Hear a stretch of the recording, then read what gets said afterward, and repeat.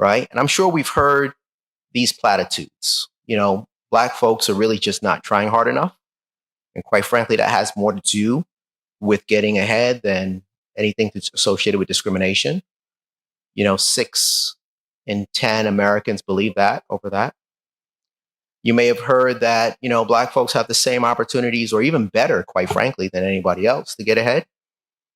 Another 6 in 10 Americans believe that. Or you may have heard, listen, quite frankly, Black people use racism as an excuse for failure. The failure is mine. I refuse to take responsibilities for my actions, and I wind up blaming everybody else. I'm not the only person who's been discriminated against. We're not the only people who've had a difficult time in the country, but other people have managed to progress in substantial ways, and we haven't. 7 in 10 Americans believe that. Now, the challenge with this is if this is the thinking, then that thinking is going to be reflected in the strategies and the programs that are put in place to address major economic issues within our communities. Hello everyone, welcome once again to AfriPost. I hope wherever you're watching us from, you're having a great time. Now, many times you have always talked about the disparities that exist between blacks and whites in America.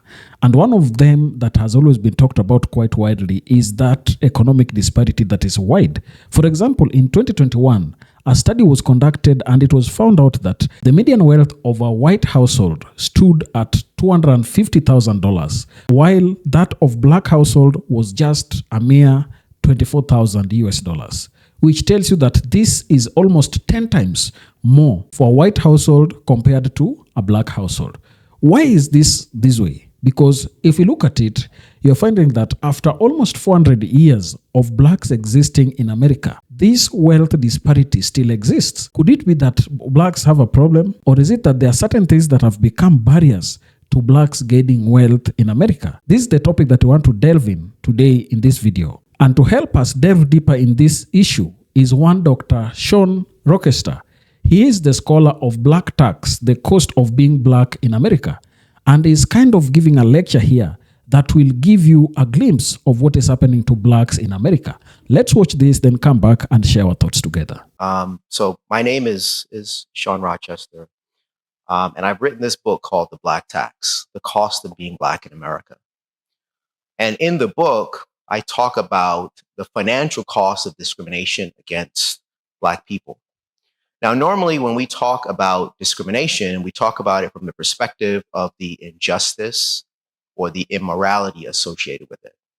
I wanted to look at things a little differently. I wanted to look at what is the financial cost associated with it. And more importantly, what does research say that those costs are? So the book's broken into 3 parts. The first part talks about what I call the present Black tax, the financial impact of discrimination in markets that are critical to wealth accumulation in general and African Americans in particular. So we're talking about real estate, we're talking about automotive, the financing and insurance that go along with that. We're talking about online commerce and the job search, high-end careers, capital raising for businesses, etc. The second part of the book, I talk about the historical cost of discrimination, where I do a look back from the time of slavery up until the present. And in the third portion of the book, I kind of summarize where we are economically and then propose a framework that can help to address these issues. This framework is called PHD, and PHD stands for purchase, hire, and deposit in ways that create jobs and create businesses and expand businesses in the Black community. Why is this of particular importance? Because one, we're missing about 6 million jobs across the broader Black community in America. We're missing about 1.4 million businesses with employees.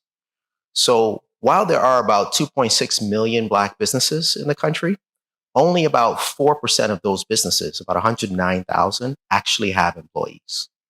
And that 4% drives almost 70% of all revenues that's driven by Black enterprise and employ almost 1 million people. So those businesses are super critical. And we only have about 109,000 of them, and we're missing about 1.4 million. And then collectively, our collective balance sheets, we're missing about or over $8 trillion of net worth. These are massive problems, right? And as the case with massive problems, it's really important that we get like a lot of people at the table to work on them. But what we will often notice is that it's very difficult to work with folks who A, don't see the problem, or B, think you're the problem. If you would only fix you, then we would be great, right? And I'm sure we've heard these platitudes. You know, Black folks are really just not trying hard enough. And quite frankly, that has more to do with getting ahead than anything that's associated with discrimination. You know, 6 in 10 Americans believe that over that. You may have heard that, you know, Black folks have the same opportunities or even better, quite frankly, than anybody else to get ahead. Another 6 in 10 Americans believe that. Or you may have heard, listen, quite frankly, Black people use racism as an excuse for failure. The failure is mine. I refuse to take responsibilities for my actions, and I wind up blaming everybody else. I'm not the only person who's been discriminated against. We're not the only people who've had a difficult time in the country, but other people have managed to progress in substantial ways, and we haven't. 7 in 10 Americans believe that. Now, the challenge with this is if this is the thinking, then that thinking is going to be reflected in the strategies and the programs that are put in place to address major economic issues within our communities. And as always, really effective problem solving requires 2 really critical things. The first is empathy, the ability to put yourself in someone else's shoes to understand their path and how they got there. And the other portion is understanding, which is using knowledge and information and facts in effective ways to uplift your fellow man. And one of the things that's easy to observe is that these are 2 things that seem to be in short supply in this day and age. I wanted to share a quote with you from Albert Einstein. And he said this in an address that he did to the National Urban League in 1946. And he said, listen, we must make every effort to ensure that the past injustice, violence, and economic discrimination, that is the Black tax, will be made known to the people. The taboo, let's not talk about it, must be broken.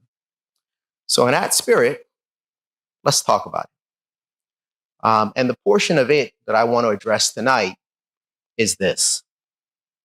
How is it that after 400 years, over 40 million African Americans only own about 2% of US wealth? Either we are colossally and consistently inept, or there is something else happening in the environment that we need to take a closer look at. So we're going to take a closer look at that environment.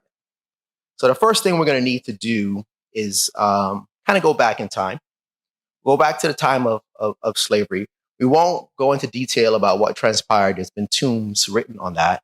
But what we're going to do is look at things from an economic perspective, right? One of the first things I want you to understand is that slavery, by definition, is a 100% tax on your labor. It means that nothing that you produce is yours. You are not even yours. Now, there's many things that we could never price or value from that time. You could never price or value what it is to be a woman and to never have control over your body over the entirety of your life. You can never price what it is to be a man and to be unable to protect your spouse or your daughter or your mother, so on and so forth, or to ever be able to reap the fruits of your labor. But one of the things that you can value is the cost of the labor extracted from those people over 250 years, about a quarter of a millennia, millions of people.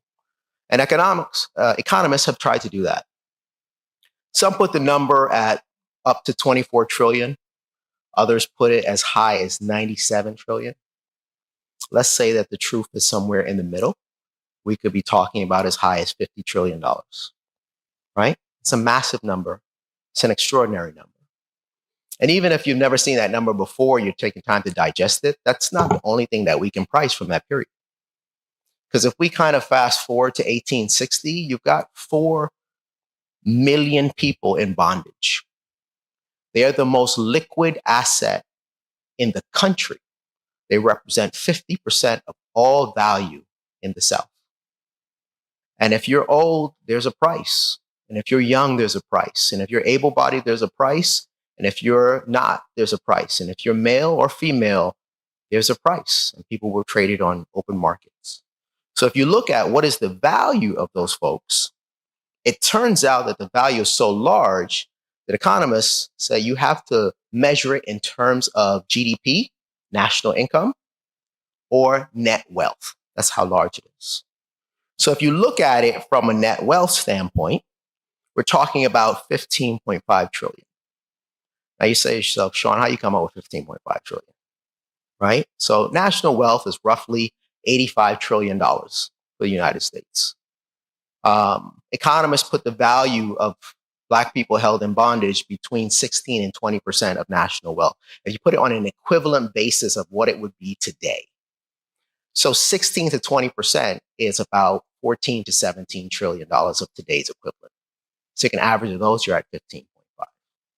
If you measured it from a GDP standpoint, national income, they say it's between 1 and 2 years of national income, right? So if you looked at that, it's about 28.5 trillion. How do you come up with that number? Well, national income is about 19 trillion a year. So you're talking about between 19 and 38 trillion. If you take an average between the two, you're at 28.5.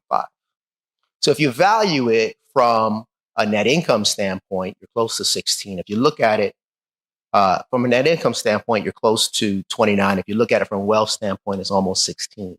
If you took an average of those two things, which we do when we're making valuations, you're talking about $22 trillion in today's equivalent. The point here is that no matter how you look at this, you're talking about massive, hard to conceive numbers in size and scope. So let's talk a little bit about the economic implication of that, right? So if you look at the 45 million African Americans today, their net worth in total is about $1.5 trillion. About 1.5. So we just established that if you value those 4 million slaves in 1860 in today's equivalent, we're talking about 22 trillion. So what does that imply? It implies that 4 million slaves 152 years ago was worth 15 times more to the country than 45 million African Americans today. Those are the numbers and the fact pattern. So in terms of slavery, we could say up to $50 trillion. Now you can say, listen, I knew it was bad. I didn't know it was that bad. However, while it was a tragic period, it did come to an end, right? And it came to an end a long time ago. And there's been plenty of time since then to accumulate resources, right? So, you can't pin it all on that period. You could say, yeah, I hear what you're saying. Let's talk about that a little bit, right? Because what we have to remember is that people were emancipated. They left bondage with no capital, no resources. In 1870, African Americans owned about 0.17% of US wealth. It's effectively nothing, right? Now, there was some talk about providing land, right? And a mule. That's the 40 acres and a mule. We all heard about that, right? That, of course, never happened. There is something that did happen that's called the Homestead Act. And we're going to kind of look at those two things real quick and kind of talk about the implication of it. So if you think about 40 acres and a mule, a great question to ask is, well, what would that be worth today? Right? Because you got 4 million people in bondage. You're talking about 40 acres and a mule. Quick math puts that at 160 million acres, right? It's really hard to conceive what that is. I once looked at some land with a group of friends, about 400 acres. 400 acres, you need to go up in a helicopter. 160 million, hard to conceive, right? If you think about what would that be worth today, well, like the average price of an acre is, it's between $3,000, $20, and it can go as high as 6,350, which means on a high end, that's about $1 trillion. It's what that would be worth in today's equivalent. And it'll be generating about $90 billion a year. You can check all these numbers, right?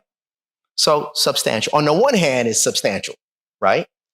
On the other hand, it's only about 2% of what was actually extracted from those people and their forefathers.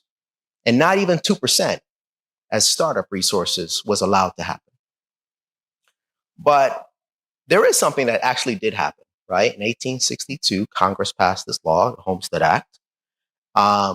And because of this law, they would proceed to distribute about 246 million acres to 1.5 million white families, right? So if you looked at that from the same kind of valuation methodology, you're talking about $1.6 trillion in total, or the equivalent of about $1 million a family on the high end. Now listen, I'm all about hard work and bootstraps, but $1 million, them a hella bootstraps, right? So how did it work? The way it worked was this. People had the opportunity to claim, maybe up to 160 acres. And if you were able to claim it and you stayed on it for 5 years, that's the stead part of the homestead, right? Then you could take possession of it after the 5 years. Now, here's something else to note. So that means, you could be an immigrant coming from another country. You have a chance to claim this land. And if you did, you took possession of it after 5 years. But the other thing that happened after 5 years is you could naturalize as a citizen. That's about how long it took. So you could come here literally with nothing but the shirt on your back. And in 5 years, be in an extraordinary financial position. Now, researchers say that there are about up to 93 million white Americans are direct beneficiaries of this. Direct beneficiaries, not tertiary, not secondary, not kind of, sort of, some way related, direct of a massive, government giveaway, right? So in terms of the potential of land that would have been distributed, you're talking about on the high end, about $1 trillion. That was denied, right? But at the same time, $1.6 trillion worth of value was distributed. Important to know. So if we fast forward a couple of years from 1860, we get to the point where you have the Civil War is happening and then has happened. And the context is this, the Southern economy is devastated, right? The global cotton market is devastated. The land confiscated in the Civil War from the South by the North is given back to them. And they have a massive demand for cheap, abundant labor. I'm going to pause there because I just fast forward through like a lot of really important stuff, right? But I'm going to just highlight a couple really key things for you to understand. So the global cotton market is a big deal. It's the first global industry. It's the equivalent of oil today, right? Slaves in the South in bondage, people produced that cotton. That cotton represented 61% of exports from the US. And it was 80% of the global cotton market. You just can't beat free labor. There are about 20 million people around the world employed in that industry in some way or form. About 1 million of those lose their jobs with the Civil War and the emancipation of these people. It's a big deal. It affects India and Egypt and Russia and Japan and Europe and all kinds of different places. And the world's crying out like, what is America going to do to put her newly freed people back to work? It's a huge issue. And the solution for that is this thing called Jim Crow. Now, Jim Crow is an amazingly nondescript name for something. It's kind of like the Sean Rochester period. Dun, dun, dun, right? So what is the Jim Crow period? The Jim Crow is basically a system of laws and customs that are reinforced with an extraordinary level of violence to impose a 100% tax on a sharecropper's labor.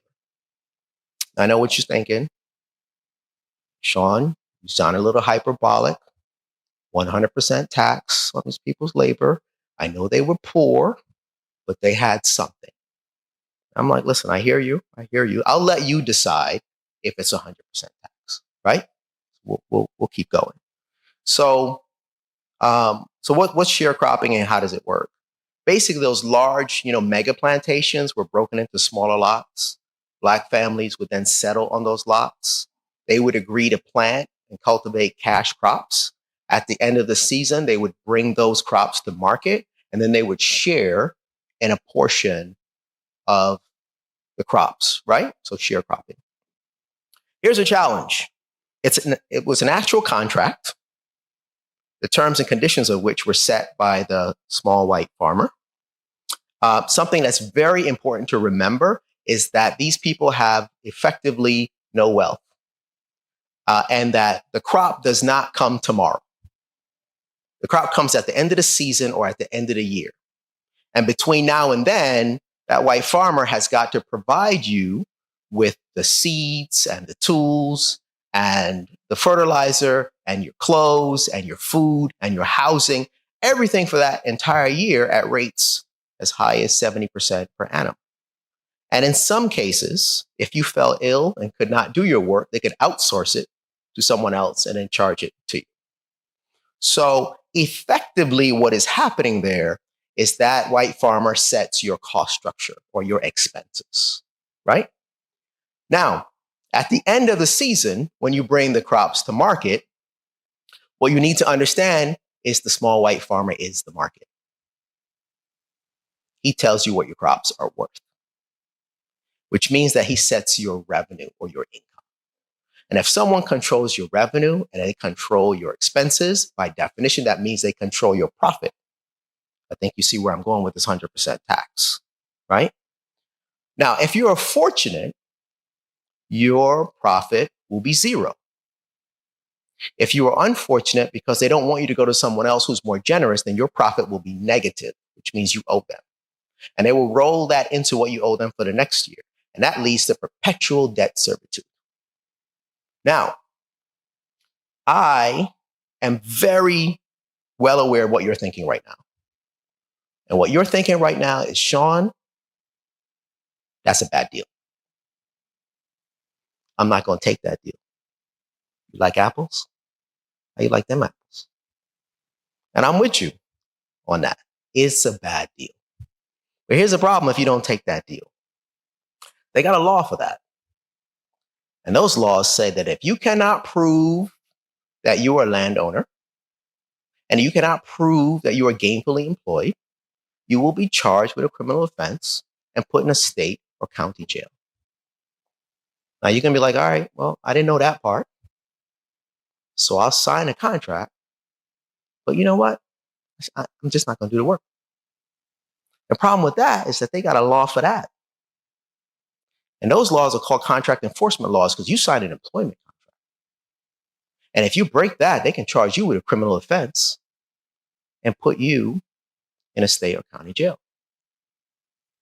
Now, some of you might be thinking, look, I didn't realize that either, but this is what I'm going to do. I'm going to sit in jail. They're going to feed me 3 square meals a day. And when they get tired of that, they can let me out because I'm not doing it because it's a bad deal. And they got something for that. And that's called convict leasing, which means that they will lease you back to the very same small white farmer that you did not want to work for or to a private corporation. And if you take that deal, there's one thing I want you to understand. There is one aspect of convict leasing that you could argue is even worse than slavery, just this one, which is that while a slave owner will kill you, and we'll beat you within an inch of your life, they would prefer to have you around for another 10 or 15 or 20 years to maximize their return on their investment. They have what's known as an interest in your residual value, right? Under convict leasing, there is no such interest. I care not about you 10 years from now. I care about you only for the terms which you are working for me. 6 months, 8 months, 18 months, 24 months. That is it. And under those conditions, you have mortality rates that are approaching 50%, which means you have a 1 in 2 chance of death associated with that. The other thing you have to realize is, as horrible as it sounds, it's incredibly profitable. You're a small white farmer, you can afford a whole slave. Slaves are expensive. You could rent one at a fraction of the cost. Treat them however you want it. It's incredibly lucrative. In 1914, the state of Alabama, 20% of their revenues were coming from convict leasing alone. And what's interesting about this is this isn't a bad 3 or 5 year period. This isn't a bad decade that we went through. This thing lasted for 75 years. And over the course of that time, 4,000 Black people were lynched. This is that we know of, right? That's publicly executed by your fellow American. It is the equivalent of one Black person being executed per week for 75 years. Under those conditions, you will get the hint. Your family will get the hint. Your community will get the hint. Nobody's been prosecuted for these things. So I think you see where the 100% tax on the labor is coming from. And if it is 100% tax on the labor, that means that by definition, it is slavery, which is why they call it slavery by another name.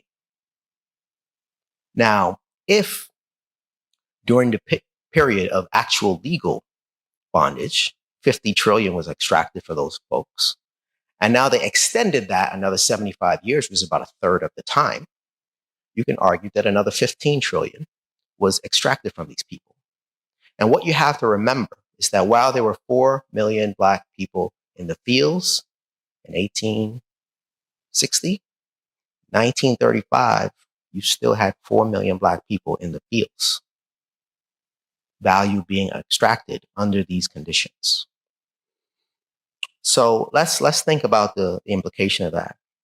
That means that upon emancipation, the white slaveholding power structure lost $22 trillion, equivalent to today's dollars, gone.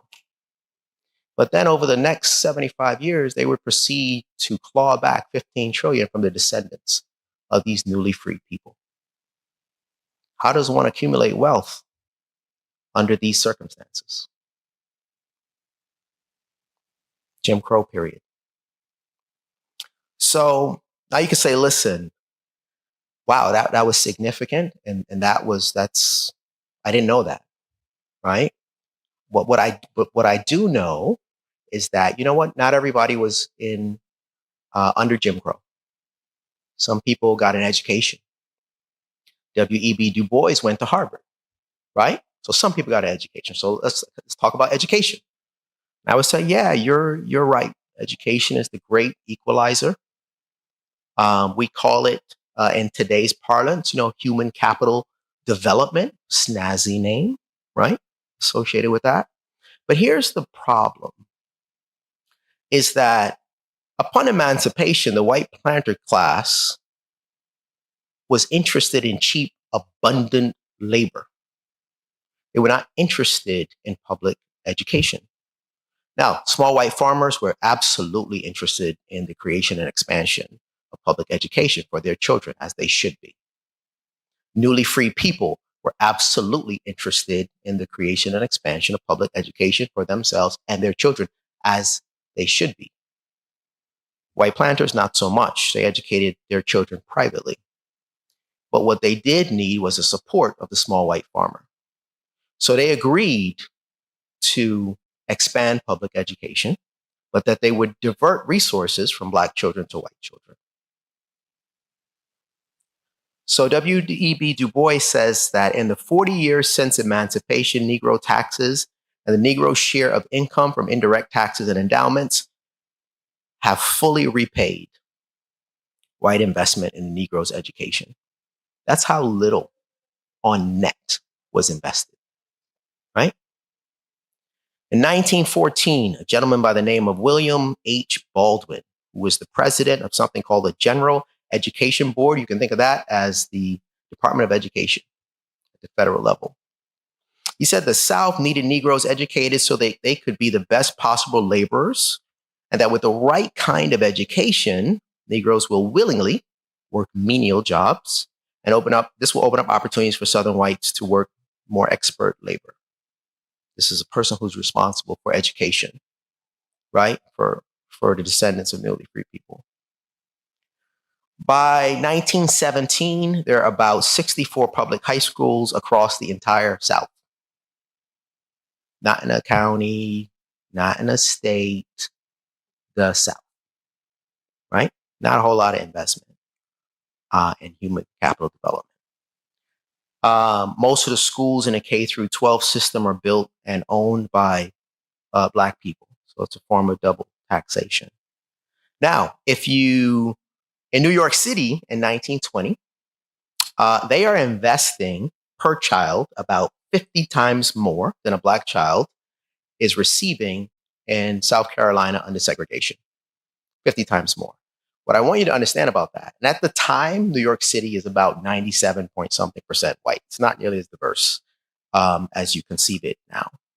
What that means is that you could come from another country to this country, by Ellis Island. And if you stayed in New York, while you came with no resources, you were going into a system that was investing 50 times more in you and your children, their human capital development, than a Black child was getting in South Carolina, whose parents had been here and people before him had been here for hundreds of years, right? Just a massive difference.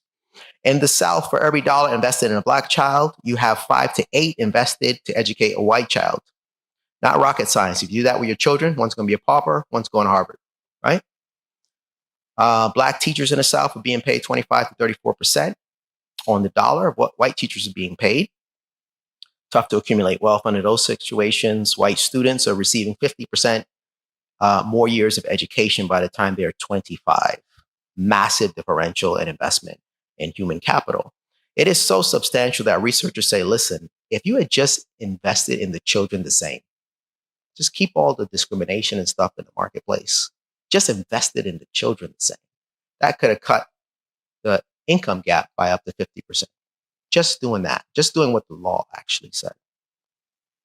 So when you start talking about this happening across millions of children for up to 90 years, in a generation, you're talking about over $600 billion of financial impact. And across that period of time, you're talking about up to $3 trillion. So there is a cost to discrimination. Now you can say, listen, I hear you. However, back in the day, you didn't really need an education.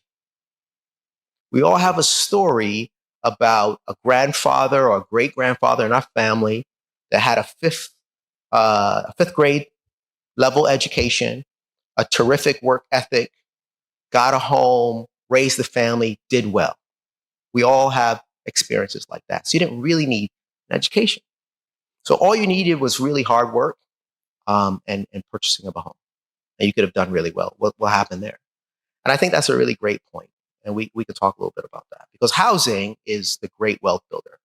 It absolutely is, for everyone in particular, and for African Americans, for everyone in general, for African Americans in particular, right? Because about 64% of the net worth of the typical African American family is associated with real estate. It's critically important.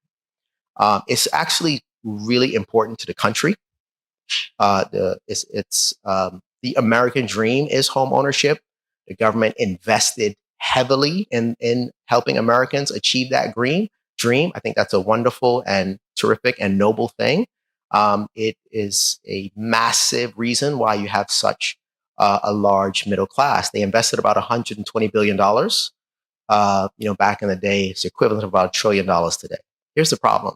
Less than 2%, and substantially less than 2% of any of those resources invested went to any Black man. Right? So I'm sure you guys have heard about, FHA and redlining, right? I won't go into a lot of detail about that. But the federal government invented the mortgage as we know it, right? And what they did was they just guaranteed the payments. That lowered the risk and allowed banks to take lower deposits and to spread out the payment over up to 30 years, right? It allowed millions of people to purchase a home that they could otherwise never afford, right?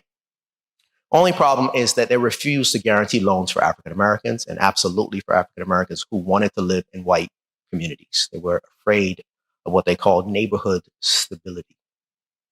Now you can say, well, I'll just talk to the bank directly.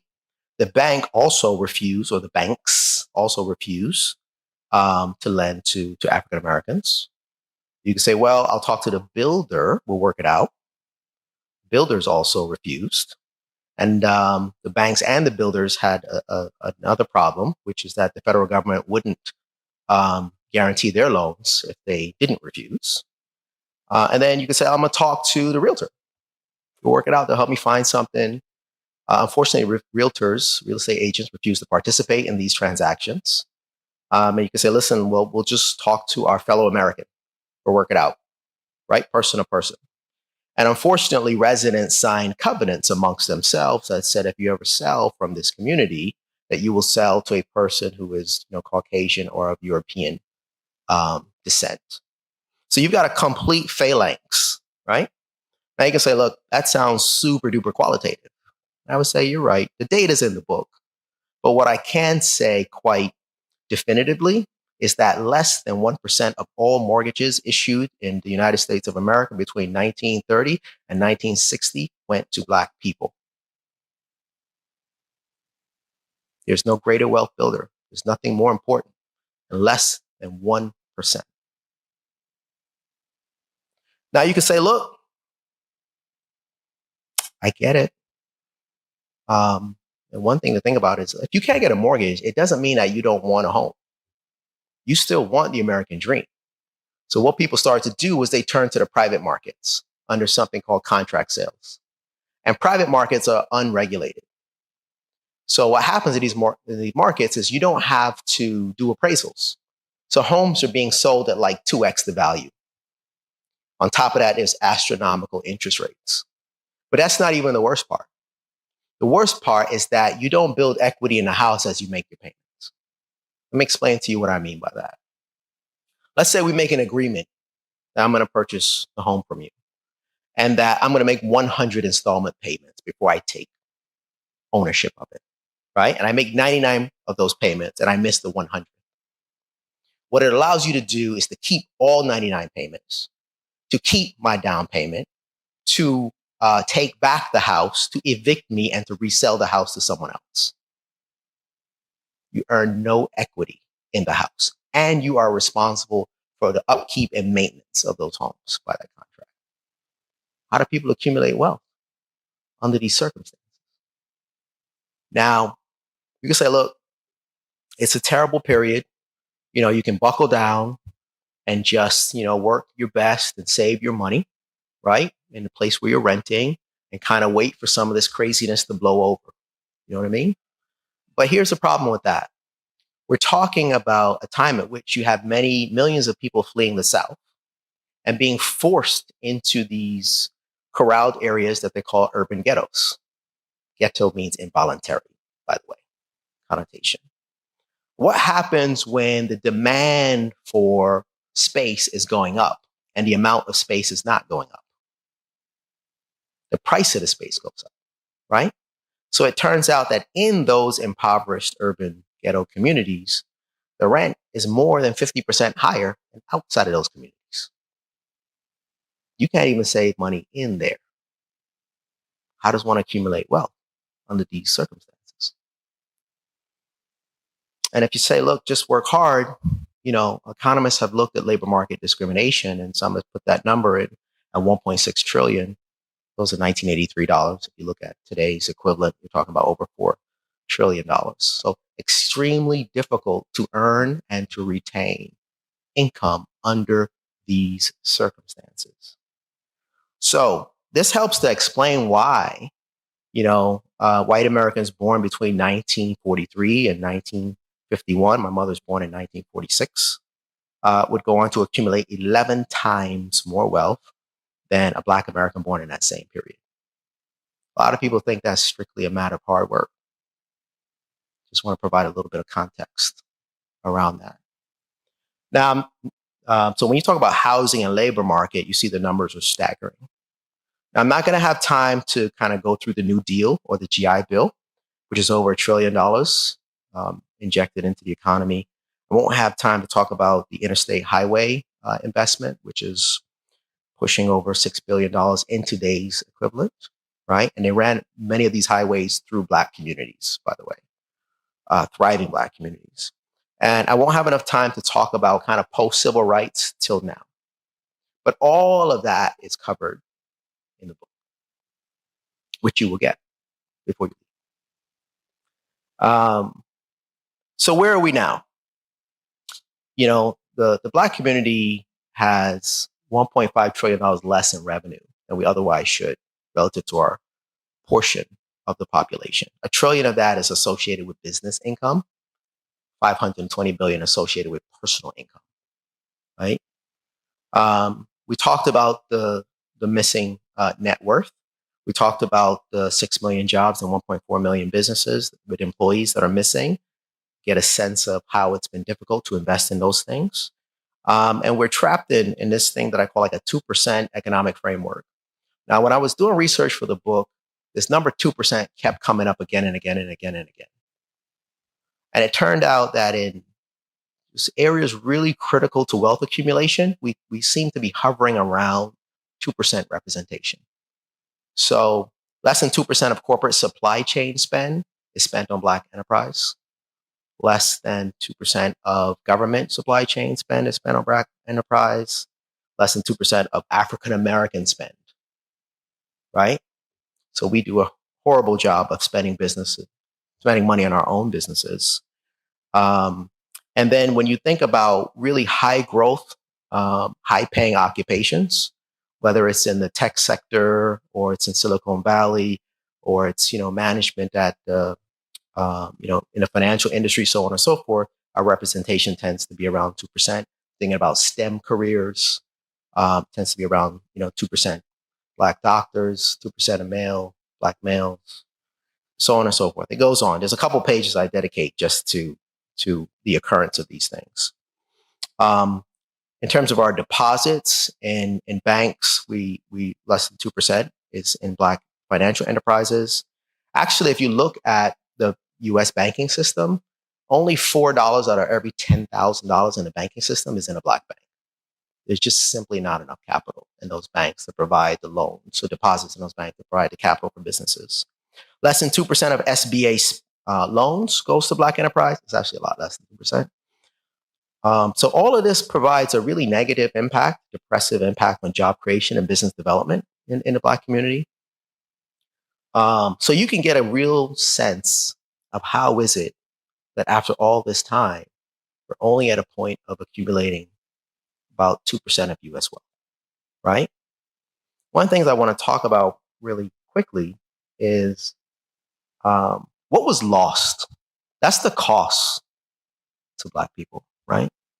But what was lost by the country from not taking advantage of fully integrating Black talent and excellence into the economy? And I want to look at it from an innovation standpoint, right?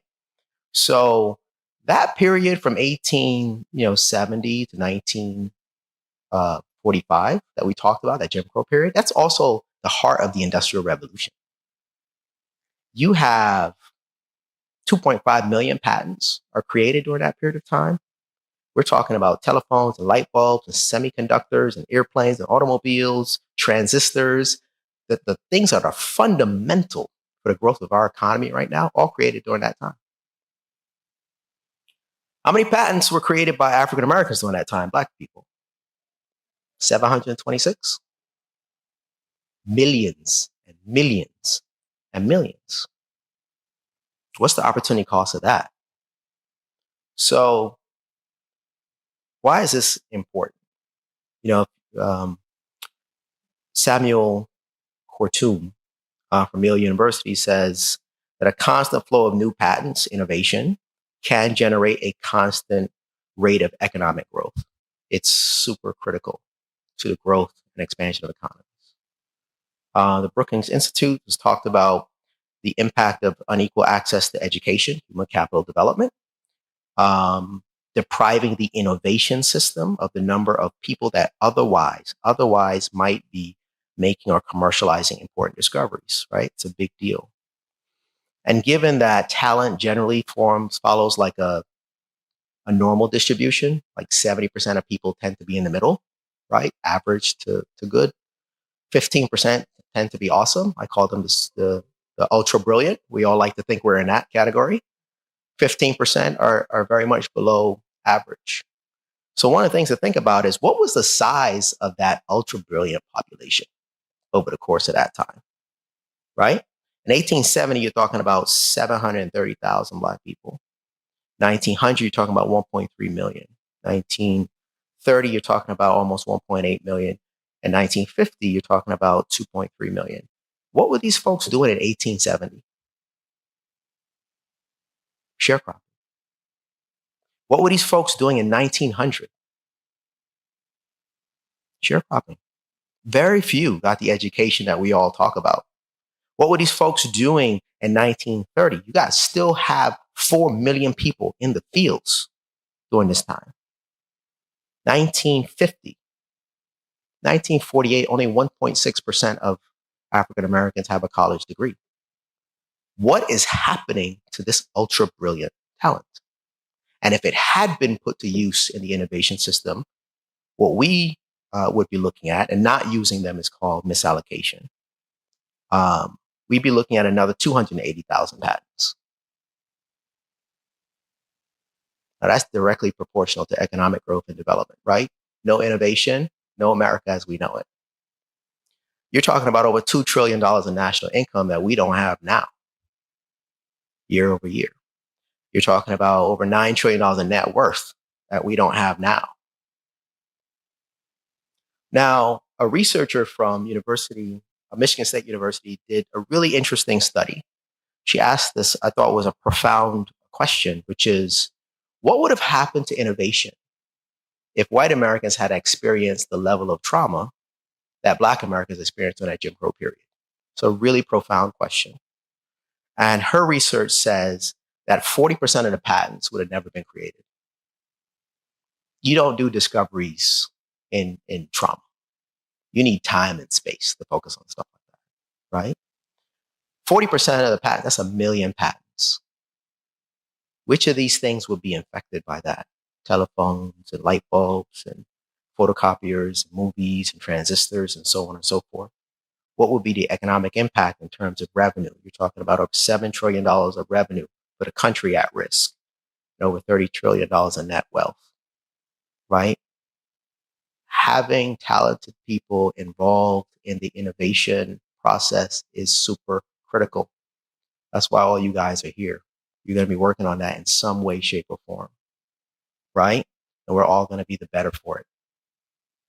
So, the point that I wanted to make there is that the costs are substantial. It's just not a matter of people not working hard, right? I want us to have some context. This isn't Hollywood where you parachute in. If it were you would have had some kind of different outcome. That's not how it was designed to work. And there's not just costs to African Americans, which were massive and hard to conceive. There's also costs to the whole country for what was done and continues to be done. And I'll kind of, end with this quote, which was from, it was given at the United Nations by Emperor Haile Selassie in 1963. He said the basis for racial discrimination has been economic, right? And it's with economics that these evils will be overcome, right? So with that said, let's kind of stop here and talk about what some of the economic solutions could be and answer some of your questions. Thank you very much.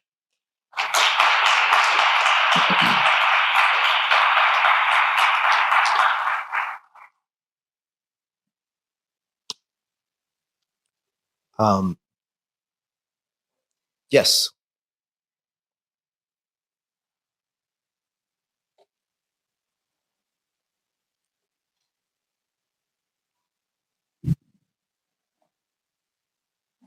Fred Davis, class of 81 here at Hofstra University, also a member of Alpha Phi Alpha Fraternity Incorporated.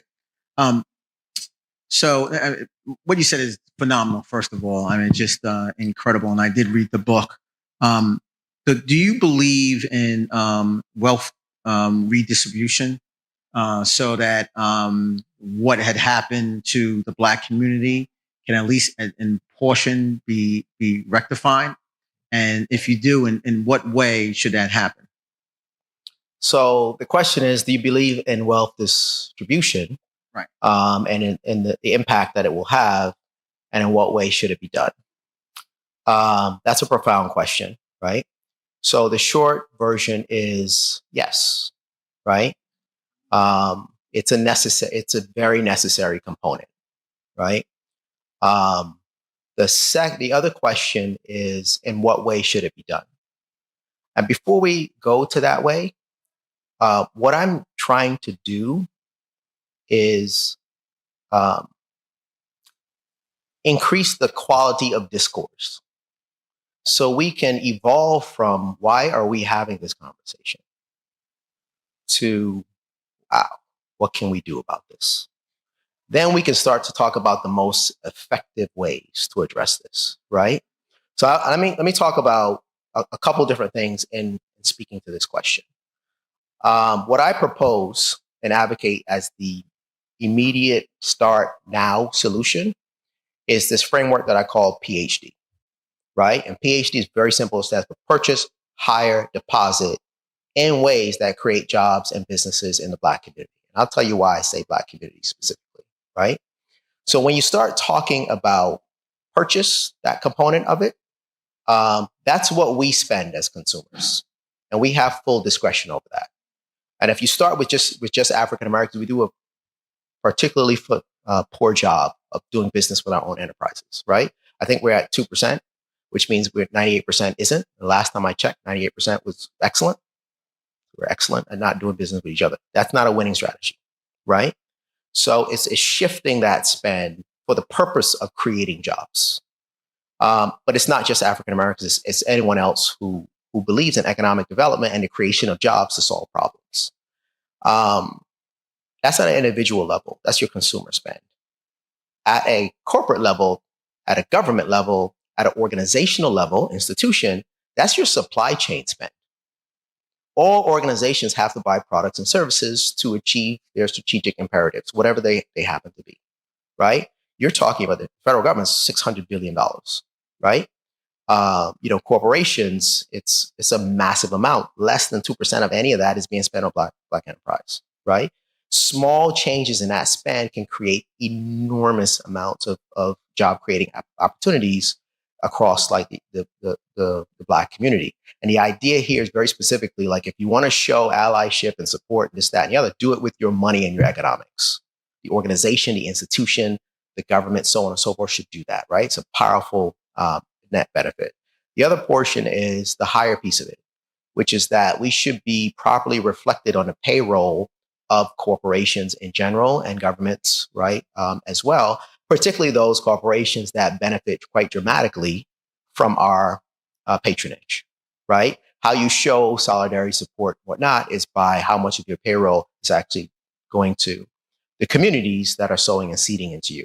It creates jobs. It's super, super critical. And then you have deposits, which is banks. Their job is to provide lending, to provide credit. right? It's primarily business lending, right? And then it's also consumer lending. And Black enterprise doesn't have enough deposits to provide that lending, right? And that's super, super critical. And there is significant discrimination, according to research, in the lending that's happening now and historically from majority banks. And that's putting negative capital pressures on banks. So PhD is a really important part of that. And that's what we can do now. You don't need any government program to get that changing, right? You just share with people what matters to you. Don't just kind of write a check to a nonprofit, keep doing it, double down on it, but don't do that if you control a $15 billion supply chain. Do business with enterprise that creates jobs. Families are based on the ability to feed now and have something left over for the future, and communities are milled up of families. There's no more powerful thing that can be done than to create jobs and businesses in the Black community. In particular, that has to be done. The second thing I'll say is, if you fast forward it and just did the redistribution right now, let's just fast forward straight to it, right? What would happen is it will be a massive stimulus for the rest of the economy. People are so caught up in their kind of bigoted thinking that they don't even realize that it all flows out. We've not been allowed to develop the infrastructure to retain it.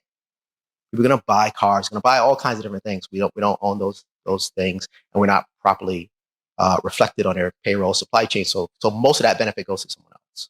So you want to do both, right? Put this in place and then also advocate for that. Yes.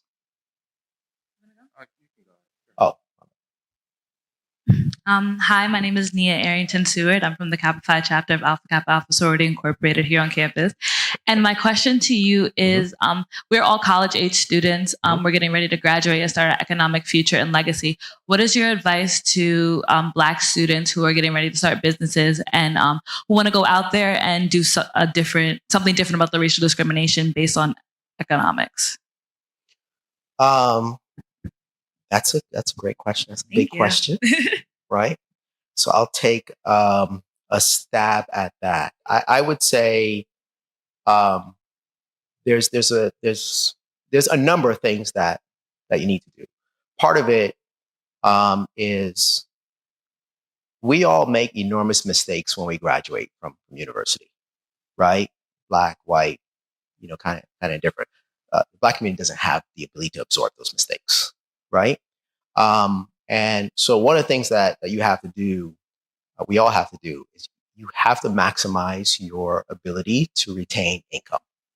You guys are going to graduate with great jobs into a society that values looking well, but not being well financially, right? You got to have a budget. You got to have a plan. You got to know what your free cash flow is.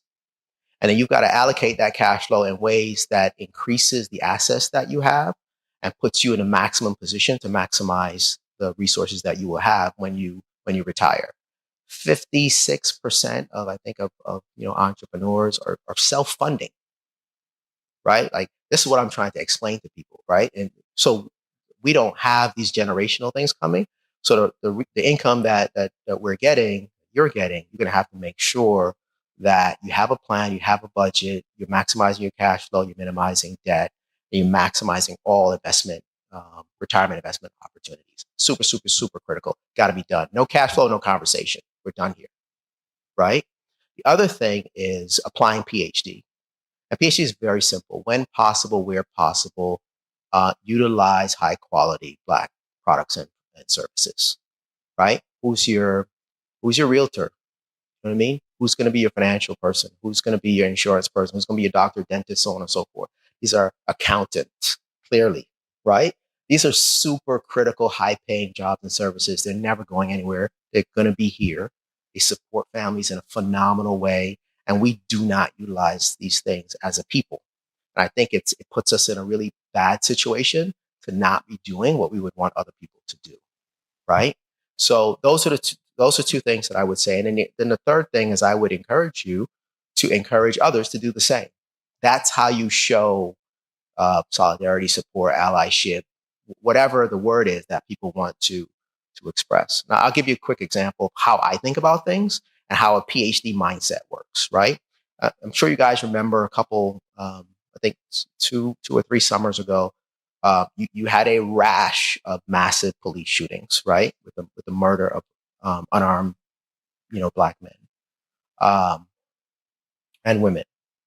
And you had a lot of solidarity in New York City.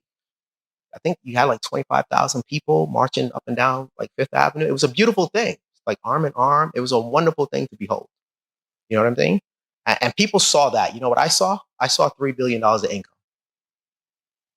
And not a nickel of that was going to be spent the day after that to create jobs and businesses and expand those businesses. That's what we need to do, right? To circumvent some of these problems. So that's what I would say in a short time that I have to your question.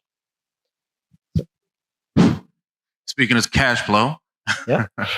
actually, first and foremost, thank you for the Brothers of Side chapter for having this event and having you share, brother Rochester, and Thank you. onward and upward for those brothers that are in the room.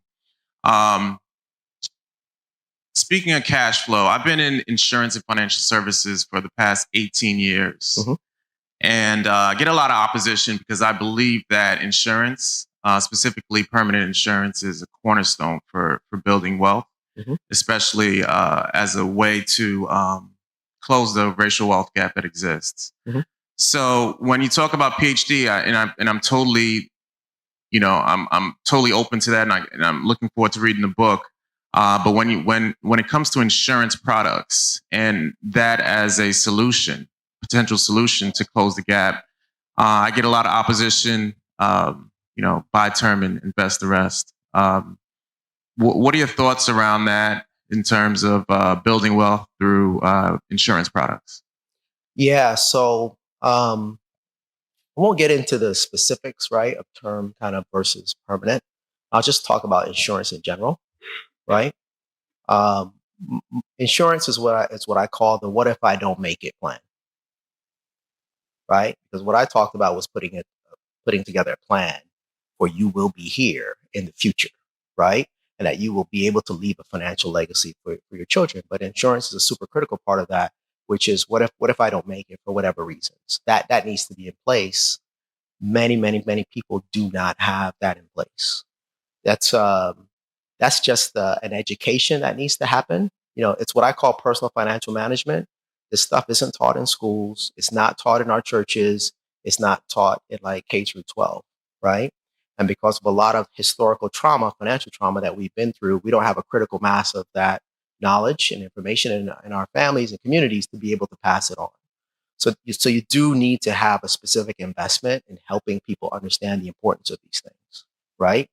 So that's the insurance in general.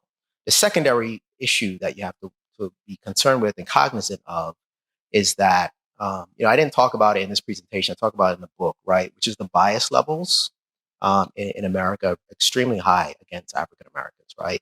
And you can look at the studies from Harvard, Stanford, Chicago, all this kind of stuff, right? It goes from high to really high. And African Americans have that same bias against ourselves, right? So if you look at like the unconscious bias, it's almost 8 and 10, like 75-ish%, right?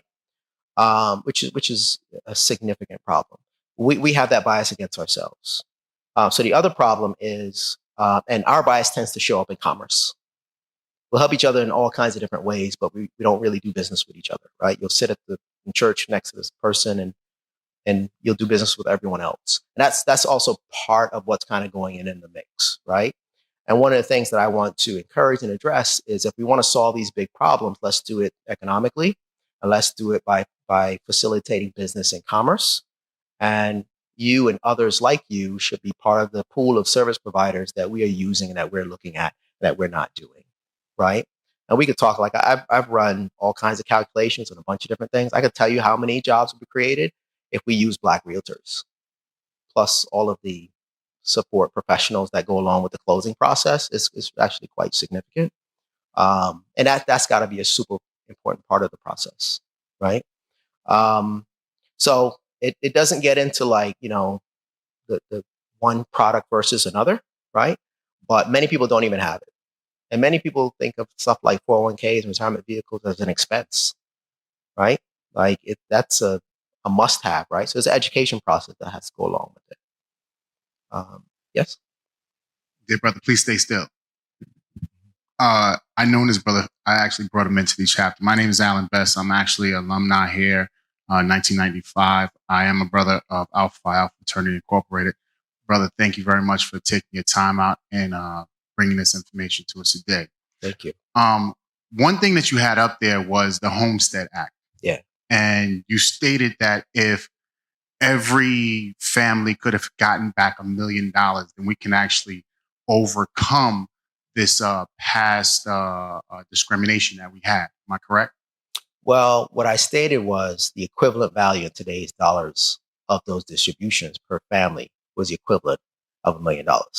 That's a hell of a start. And I'm sure with everyone in this room, we played the lotto and we was hoping that we had that 1.6 billion, or at least we had that $1 million that was going to be taxed anyway, right? Mhm. But, you know, we went through the past from like the 1800s all the way up. Mhm. And if we as people say, how are we going to catch up? And this is kind of a statement, not a question. I want you to comment on it later on. But if we actually look at ourselves as the past that will be helping the future, how can we take and say, well, how can we make that child or that family have that $1 million? And I believe that brother right there has the answer through life insurance.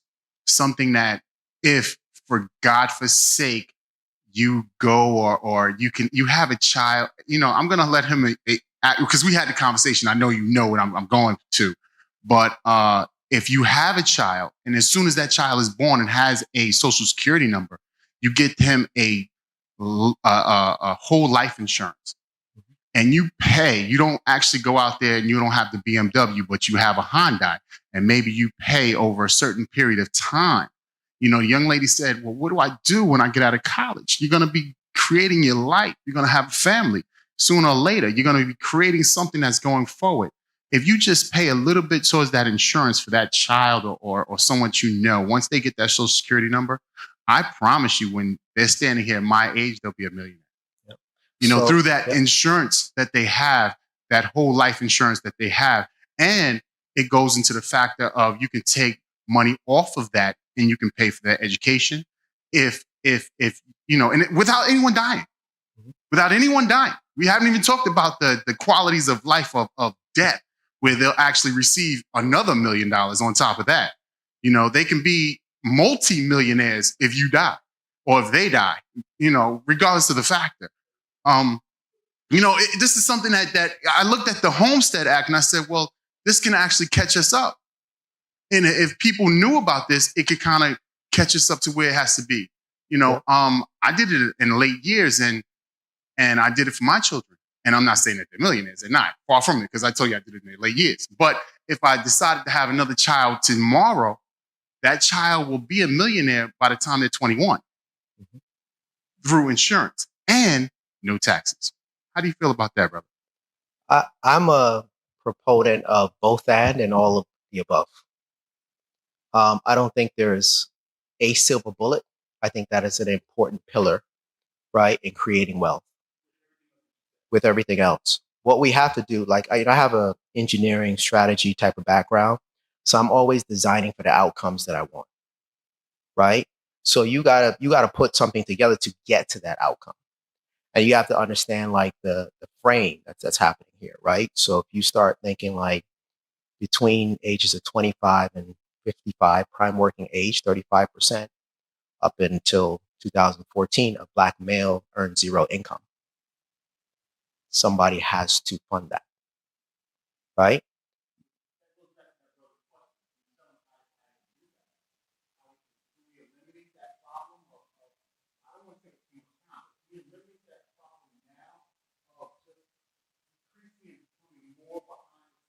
Yeah.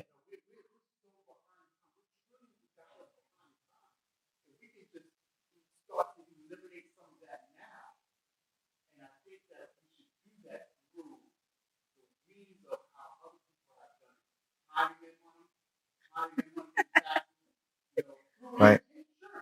So here's the thing. We haven't done a deep dive on the solutions. The reason we haven't done that is there's no point in that if people don't see a problem. That is where we are. You're trying to solve a problem that other people don't recognize, or they think it's your problem. And if it's your problem, why do I have to pay for it? Why do I have to suffer through it? Why do I have to sacrifice? As far as I can see, you did this to yourself. And you've been free, and you've been this, and you've been that. And when will you be able to stand on your own? And this is positioned again and again and again, and people seem not prepared to speak to it in a quantitative way. They speak to it in an emotional way. Let me break something to you. Nobody cares how you feel. They don't care about your feelings. They care about your skill set. They care about your ability to add value. And that's if they can get past their conscious or subconscious bias, which we have not gotten into, right? All of these things are part of the problem, right? It is a multivariate solution. It can be solved, right? And it's having people at the table who recognize the problem and are talking about what are the ways in which we can do this. There are programs that work now that are underfunded.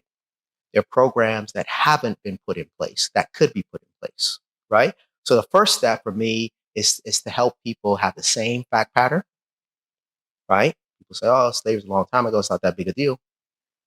Okay. Before you get the information, sounds perfectly sensible. After you get the information, tough statement to make, right? Now we can start working through what some of these problems are, right? We haven't talked about the bias that goes into how work product is evaluated for like attorneys. You're talking the highest level kind of capability. We haven't talked about the differential in what Black doctors make to white doctors.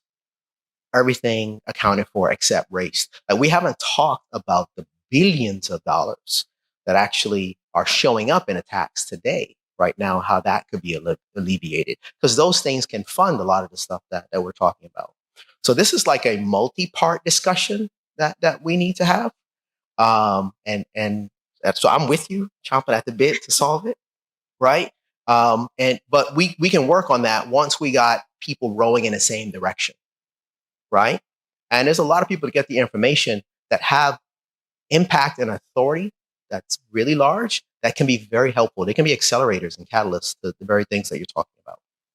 So, but we can talk further kind of offline. Yes. Okay. I'm Brenda. I'm a real estate investor, and I also work for local government here in Nassau County. Mhm. Your book seems familiar. It's similar to something that's in Claude Anderson's book. Mhm. And I want your opinion. Are you familiar with Dr. Claude Anderson? Yes, I am. And also,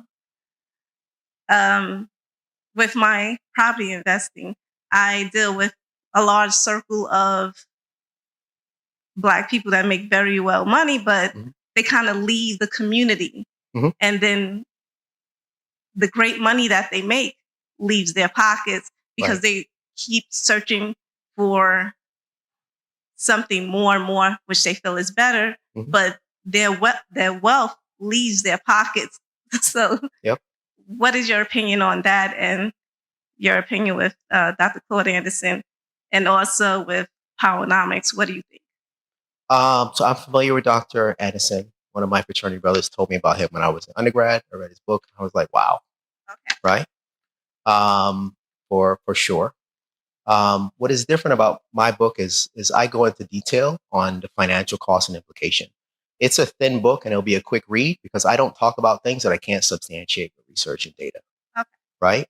And to my knowledge and to everybody else I've talked to, nobody's done that before. It's a particularly unique and profound read. And it's Okay. designed to paradigm shift, to change minds, because I ultimately want to change actions. In terms of, what you're observing with, wealthy African Americans kind of moving out of the community, that's a much larger macroeconomic problem that we could talk about, right? What you have to remember is the structure of that was created in what I just walked you through, right? Like the communities that we live in, we did not create. We did not architect. We did not design. We made it home. but that's not what our homes should be, right? People are moving to places where the resources are more substantial, right? Where you have great jobs and industry and economic opportunities, you have great schools. There's no place where that continuum like doesn't exist. The problem, there's multiple problems here, right? The first thing is, as people leave, because their money is not in Black financial institutions, the capital is leaving with them. If their money was in institutions, the capital wouldn't be leaving with them. It would still be available, right? So that's part of that's the D in PhD. If you're not doing that, you're not going to circulate anything, right? So you know how people talk about the velocity of money, how it stays in communities for different times. The people that we admire most, right, like our Jewish brothers and sisters, our Asian brothers and sisters, our Latino brothers and sisters, they do PhD.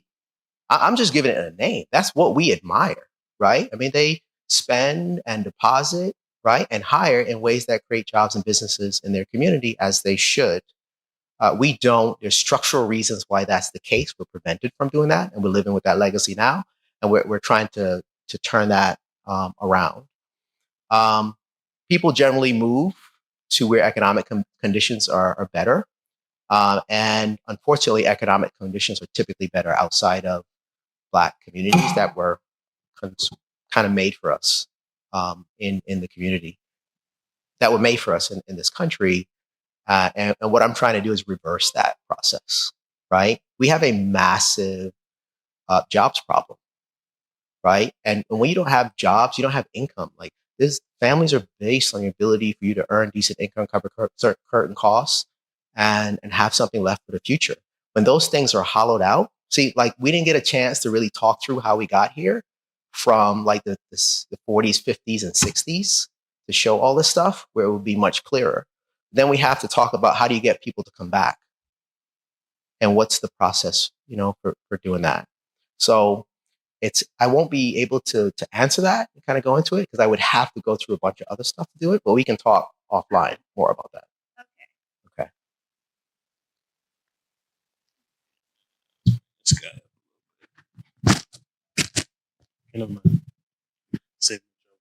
How you doing? My name is Andrew. I learned a lot today. Thank you. I didn't expect to learn so much. No offense, but I have heard constantly. It seems the thing that makes this the most complicated to me, and it's the money. People's money. They touch their money, and even in a Black community per se, or any community, if you go to Flushing, you know where to. If you go to a store, you know you're putting money in whose hand. I live in Queens. Even in Queens, I go to a store that's selling stuff from my culture, but it's not owned by my people. Right. And there's nowhere around where I go into a store and I know it's owned by that kind of person. And it's essentially, even a Jamaican store, I'm happy Jamaican. It's not owned by. I've spoken to them, and it's not owned by someone of my culture. So finding where to reinvest the money, even if that is my intention, is its own problem and its own complication that I kind of don't see an answer to. But then, with the age of the internet and everything going now, to another place I can't see, where do you fix that problem as well? Like, where does the money not hemorrhage everywhere else, as opposed to finding its way into our community? Right. So we can stop, like you said, stop the bleeding. Even though you change the mind, what happens to the mind when you can't find a place to put the money? Right. I would sum that into, what do I do now? I get it, right? You're like, I get it. I got it. I want to do what you're saying. How do I do it? Because these businesses and enterprises, so on and so forth, are not around. They're providing services, but they're not owned by us, right? So again, I go back to this like PhD framework. Part of what we all need to be aware of is that African Americans have well over $100 billion deposited in banks across the country. Very little of that is in Black financial institutions, who tend to lend to African Americans in a far less discriminatory framework. So the moving of your deposits into these institutions to capitalize them to provide the loan. You need money to start a business, right? Now, studies have been done that say that the current Black businesses, the current ones right now, require up to about $9 trillion of additional credit. That is what they're saying that they needed and they're not getting, right? And almost 8 out of 10 of them say that if they had access to credit, they would hire. So moving a small portion of our money into those banks could provide the capital to be able to lend to far more businesses so they can actually have the resources to start the businesses that you're looking for. We can do that. Our friends, allies, corporations, companies, so on and so forth can do that. It's a critical step, right? The other piece of what I think you talked about was identifying where these businesses are. And there's a lot of people working on that, right? You've got, the Dubai Black communities, and they're trying to utilize social media and the digital age to identify where all these businesses are so that we can spend on them. And that needs to be done as well. So here's the thing I want us to start, right? We're not trying to boil the ocean, and we're not trying to eat the whole elephant today. You got to start with, when possible, where possible, what can I do? And the first thing that we can do is the resources that we control, when possible, where possible, use Black talent. You increase demand for them. My goal is to increase demand where they're oversubscribed and they have to hire, right? Every job affects a family, every family affects a community, so on and so forth. It has to start there. We cannot, as a people, be asking all these questions and maintain a 98% non-spend on our own businesses. That's a non-starter, right? So where you buy your car, when you get your car, matters. You have total control over doing that. I buy my car from a Black dealer. Dealers have terrific jobs. It's a really critical, important thing, right? I try to use, Black realtors. I don't want to pay any of these fees, but I have to. I try to make sure that families are eating if that's the case. Doctors, dentists, so on and so forth, right? These are things that we have, control over that we should try to do. Just had to buy braces for the kids. I don't want to spend money on braces, right? They're really expensive. I looked across my whole state. I didn't know where, there was like a Black orthodontist. I had no idea, but I did a back of the envelope and I figured we're probably spending about $1.6 billion on that. Think about how many businesses that are not existing, right? How many families, communities, churches, so on and so forth that are not there. So let's just, we take it, one step at a time, which is, what do we do with our own resources? And then how do we encourage others to do it? And how do we show institutions and corporations that this is the way to do it? Don't just put us in a commercial. Make sure we're on your supply chain. Make sure that we're on your payroll. Make sure you're putting money in our institutions. Everything else is just symbolic and it's a shiny object. We got to be careful of shiny objects.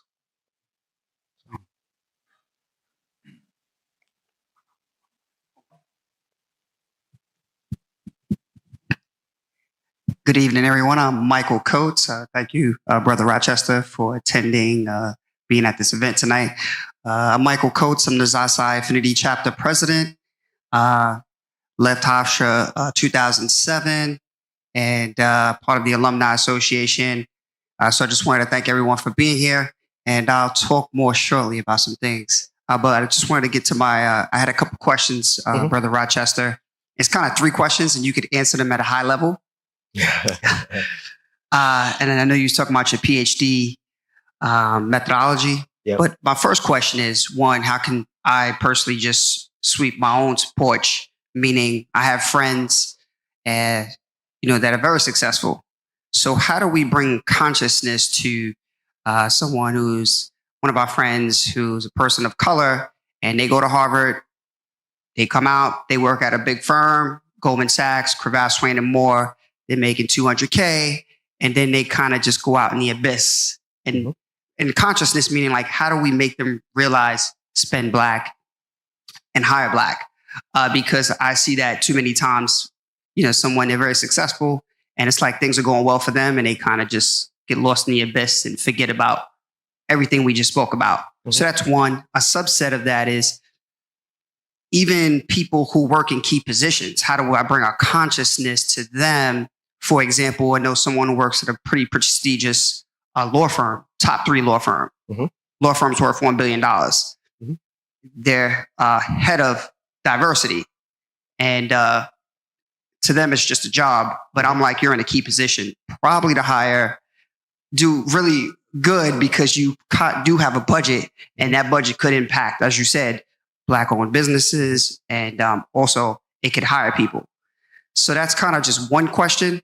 The second question would be, how do we get past the subconscious bias? Because I do notice that, and that is huge. And I've been speaking to people about that recently, and they kind of look at me like, huh, what are you talking about? And I'm like, it's real, because when you get support, for example, we did a run, and the run was, it was to raise, scholarship funds for people of color, especially here at Hofstra University. And, we knock on the door saying, hey, listen, brothers and sisters, we need your support. And then they don't show up and to the degree that we expect. And then there are some other organizations that we did very little promotion to, and they came out, and I was just like, wow, we can't even get our own people out. It's kind of sad. It's very sad, because, you've been promoting to them and they just don't show up. The third question, totally unrelated to question 1 and 2, is the supply spending. I noticed I work at Mitchell Titus, which is the largest minority-owned accounting firm in the country. And, I always read these glamorous articles that say, hey, Coca-Cola spent $2 billion in minority supply chain and MWBE companies. And I'm like, okay, what companies? The article never really breaks down how that spend is.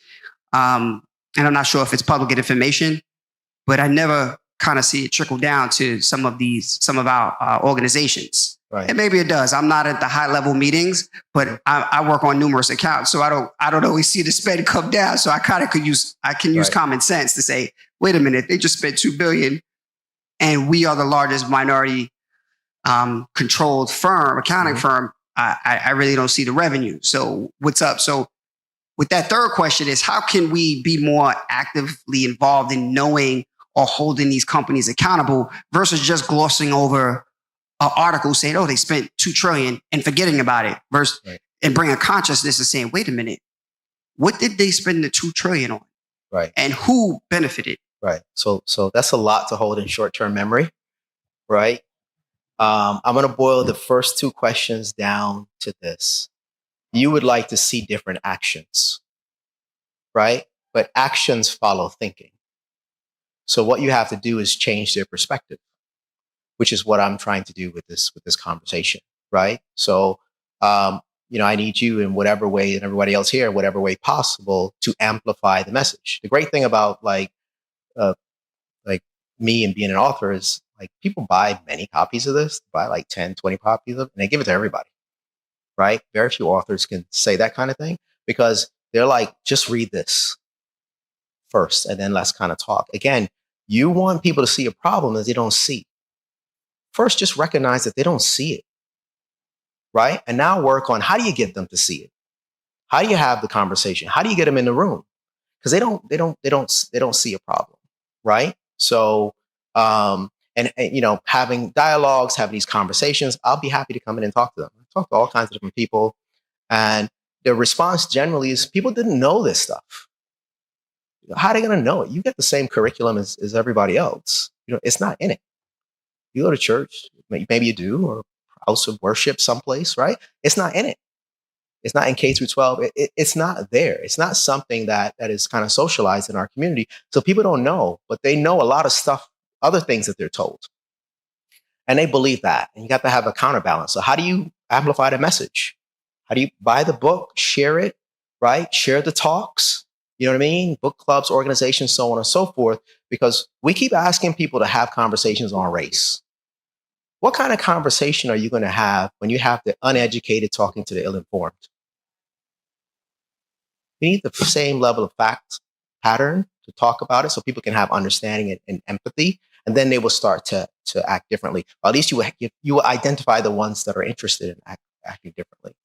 The other question that you're talking about, the minority spend, is a bigger discussion. Firstly, you said MWB minority. And one of the things that I say everywhere that I go is that minority does not mean Black. I need to be 100% clear on that. Minority does not mean Black, right? Now, let me give you some examples of this. So if you look at it from a supply chain spend, people say, listen, I want to create jobs and businesses, and I want to do things that are necessary to uplift various communities. So what I'm going to do is we're going to invest in doing more business with women entrepreneurs and women business owners. I think that's dope. I think it's fantastic. I think they should double, triple, quadruple down on that. It's critical and it's necessary, right? Women who own businesses generate about $1.2 trillion. It's phenomenal. It's fantastic. If you ask yourself how much of that is from Black women, it's less than 2%. And I'm interested in how much revenue is going to Black women. So what that means is for every $100 you invest in that, it's not into the $99 that a sister would see it. That's why you really have to be specific, right? Even in the language that we use, minority and diversity and inclusion and these things are generally euphemisms for not white male. You know what's important to understand? When you say not white male, you're talking about 90% of people on planet Earth. It's incredibly non-specific. How do you address specific problems in the least specific way possible? If you say, listen, let's do this by investing in our Latino brothers and sisters, I think it's dope. Double, triple, quadruple down on it, make it happen. How much revenue do they drive? The ones that have employees, it's about $380 billion a year. Ask yourself how much of that is from Black people who identify themselves as Latino. It's less than 2%. Again, it's not until the $99. If you say, let's do it with our Asian brothers and sisters, they generate over $600 billion, right, a year, right, in their businesses. By definition, there's no Black ownership there. So when you look at that total amount of spend that's happening to minority, right, it's about 9% of that is going to Black enterprise. If you put women in it, it's 4%. That's why they don't tell you what the Black numbers are, because they're abysmal. It's much easier to talk about the minority numbers, and that's okay. Like, people are well-meaning and they're trying to do good and all that kind of different stuff. What I'm saying is, if you want to affect positively and profoundly in a Black community, you're going to have to be specific, because the resources don't get to our enterprises. And that is the fact of the matter, right? That's the detail. And people who are responsible for these programs don't know this. You know what I mean? But for everybody else, the layperson says, wow, that when they hear minority, they're thinking Black. They're thinking Black people are living it up, boy. Would you say $2 billion? Very little of that is going to Black enterprises, right? The data supports it unequivocally. And then you guys see it empirically. So,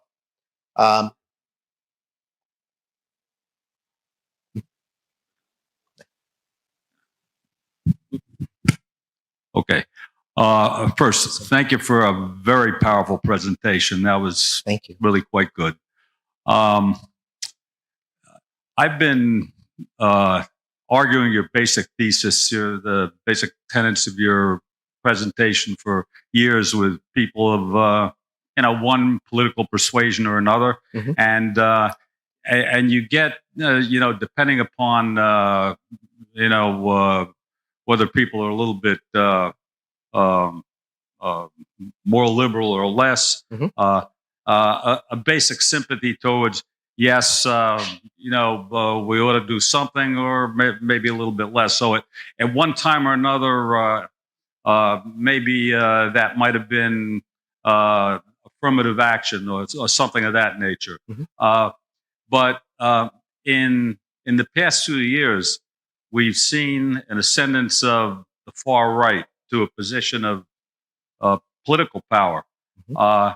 They tend to be less interested in historical economic arguments, and indeed less interested in arguments, period. And on top of that, racist.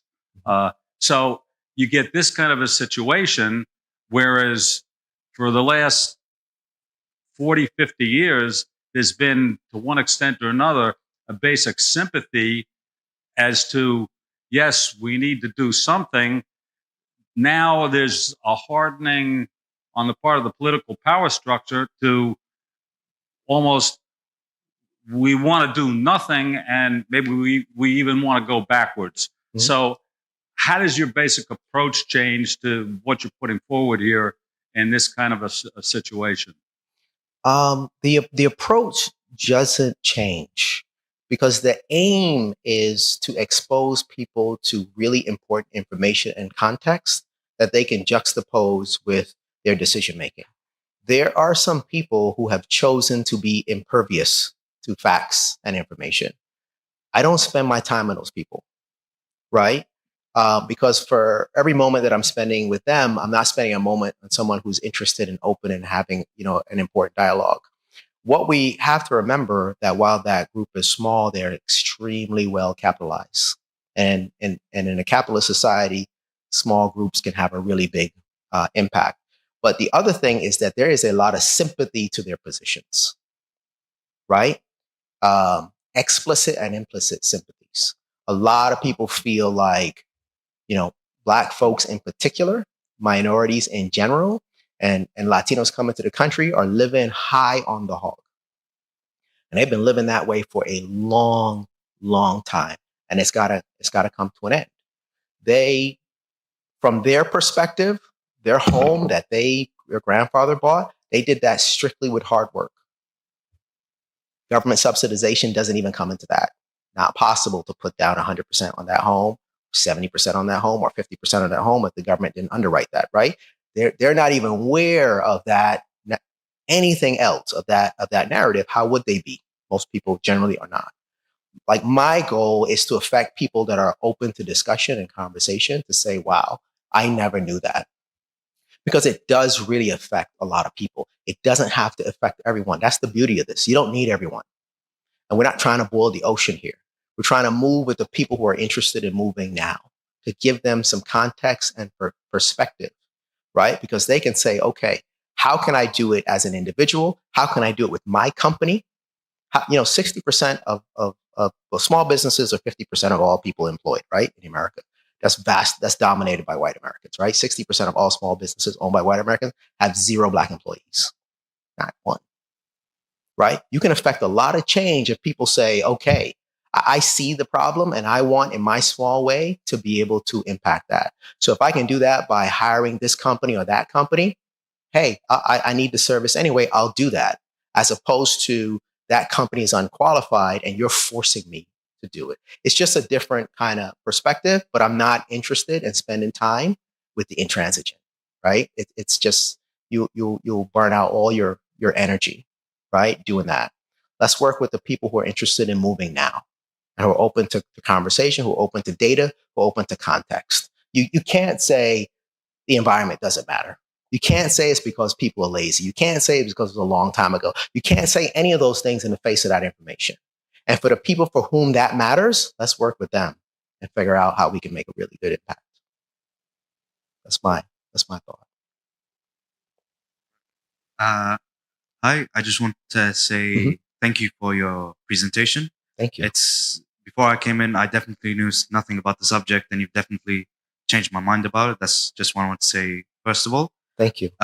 Second thing I wanted to ask was, in your presentation, you stated that Europeans who immigrated and came through Ellis Island, more capital was invested in them through their education than Black Americans. Absolutely.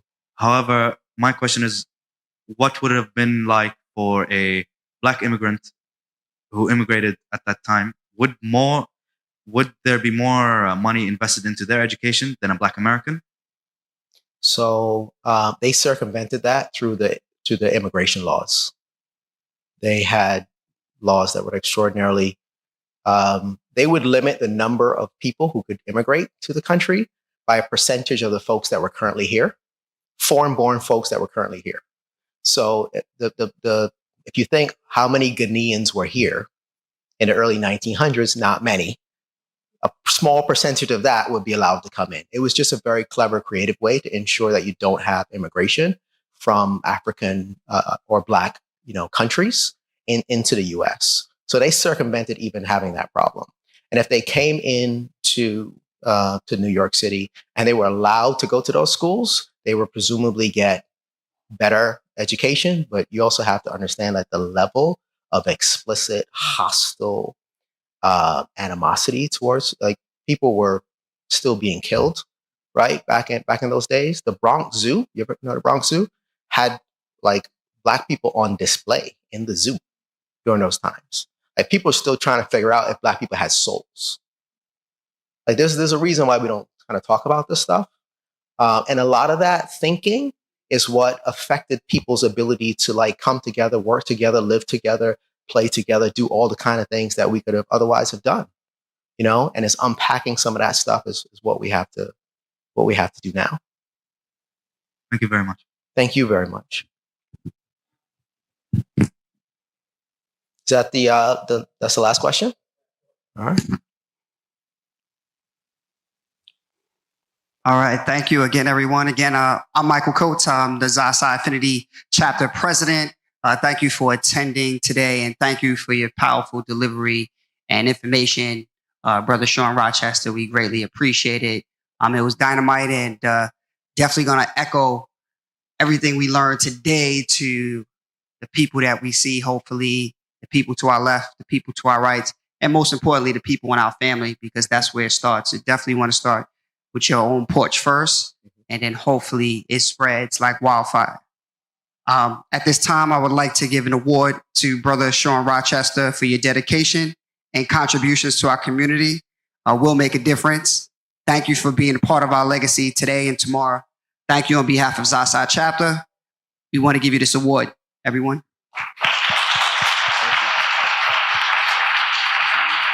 What a great lecture during this Black History Month. And I think this month we are going to share a lot of videos that really talk about Black people and what they're going through and how they can really change, or what they can do to really have a change that can really impact their lives positively. Because if you look at the kind of challenges they have gone through, I can tell you they deserve a lot than what they get right now. Sean Rochester's The Black Tax, The Cost of Being Black in America, delves into the profound economic disadvantages that Black Americans face due to both historical and ongoing discrimination. Rochester quantifies what he terms the Black Tax as the financial cost of conscious and unconscious anti-Black bias, which creates a massive economic burden on Black households, significantly reducing their ability to build and transfer wealth across generations. The book begins by charting the historical context of this tax, tracing it back to slavery, through the Jim Crow era and into the modern times where subtler forms of discrimination persist.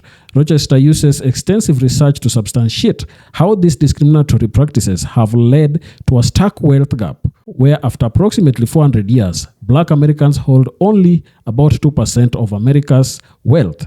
He details specific areas where Black individuals are economically disadvantaged, from higher costs in everyday transactions like car buying or home loans, to lower returns on education and less favorable job market outcomes.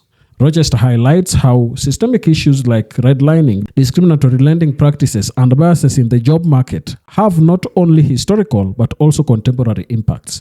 He argues that these practices result in lost opportunities for wealth accumulation through home ownership, business ownership, and investment. For example, Black families pay more for auto loans and insurance, have less access to capital for starting businesses, and face higher barriers to entry into high-paying professions. The narrative shifts from problem identification to solutions, where Rochester proposes a framework to combat this tax. He introduces the concept of PhD, purchase from, hire from, and deposit into Black businesses and institutions to stimulate economic growth within Black communities. His goal is to create 6 million jobs and 1.4 million businesses that are missing from the Black community, thereby addressing the economic disparities. In essence, Black tax is not just an expose of economic injustice, but also a call to action.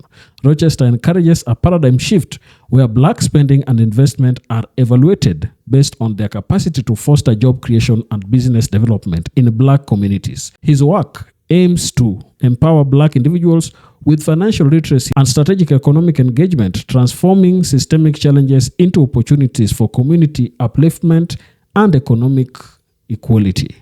That is what Rochester says.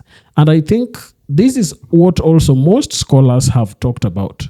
They have always said that we need to really support Black people. We need to support Black businesses and buy from our own people. Because what the white person created is that they created the brands and held us indebted to those brands so that we are constantly updating our possessions based on the brands that they give us.